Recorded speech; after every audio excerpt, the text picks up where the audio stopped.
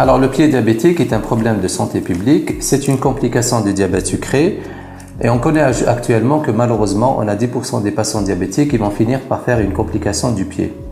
Alors, le problème qui se pose, c'est que c'est une complication, en fait, qui expose à des amputations. Mais aussi, c'est une maladie qui est aussi coûteuse. Alors, le problème, c'est déjà les facteurs de risque. Et on connaît actuellement que les facteurs de risque, c'est la neuropathie diabétique, mais aussi l'artériopathie diabétique, mais aussi, il y a le problème de déformation des pieds. Si maintenant on donne des conseils, une bonne éducation aux patients diabétiques, ça permet déjà de faire réduire 50 à 60% de ces amputations. Et bien sûr, les conseils sont importants et le diabétique, il doit les connaître et doit les suivre. La toilette des pieds est une étape qui est importante. Le diabétique, il faut qu'il sache qu'il doit se laver les pieds régulièrement et quotidiennement. Et bien sûr, avec quoi on se lave? On se lave avec de l'eau tiède et avec du savon Marseille, sans utiliser donc les détergents qui peuvent éventuellement entraîner des lésions au niveau des pieds.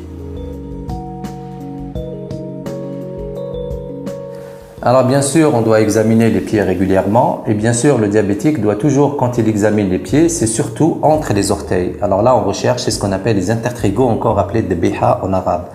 Mais aussi, on va voir la couleur de la peau. Est-ce que la peau, donc, elle est devenue violâtre? Donc là, si c'est le cas, on doit consulter rapidement le médecin. Et on recherche aussi au niveau de la face plantaire, tout corps étranger ou bien donc des fissurations au niveau du pied. Les mycoses du pied diabétique, ce sont des complications infectieuses qui sont réellement très fréquentes chez le patient diabétique. Elles surviennent habituellement entre les orteils, ce qu'on appelle les intertrigaux, et bien sûr qui exposent à un problème de plaie au niveau du pied. De ce fait, bien sûr, on demande toujours au patient diabétique de bien sécher entre les orteils, ça c'est important, avec sa propre serviette. Et deuxième étape, c'est de ne pas porter des chaussettes en nylon. On doit rechercher aussi au niveau du pied donc l'onychomycose au niveau de l'angle. Au fait, ce sont des champignons qui siègent habituellement au niveau de l'angle et si c'est le cas, on doit consulter son médecin.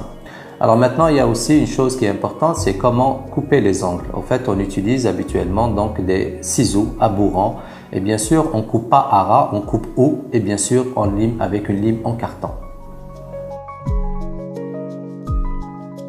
Un autre problème au niveau du pied diabétique, c'est la sécheresse de la peau. Bien sûr, qui peut entraîner l'apparition des callosités, mais aussi des crevasses ou bien donc des fissures au niveau du talon. Et le diabétique ne doit pas utiliser des objets tranchants pour enlever ces callosités parce que ça peut être une source d'infection. Et bien sûr, ce qu'on conseille aux patients diabétiques, c'est l'hydratation en utilisant quotidiennement une crème hydratante.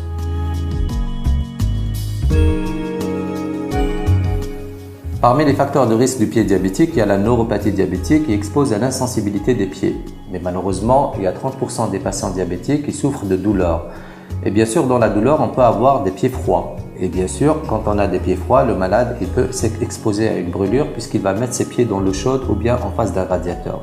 Donc les conseils qu'on donne habituellement, c'est de ne jamais mettre les pieds dans l'eau chaude ou bien en face d'un radiateur. Et en cas bien sûr de douleur, il faut consulter son médecin pour éventuel traitement médicamenteux.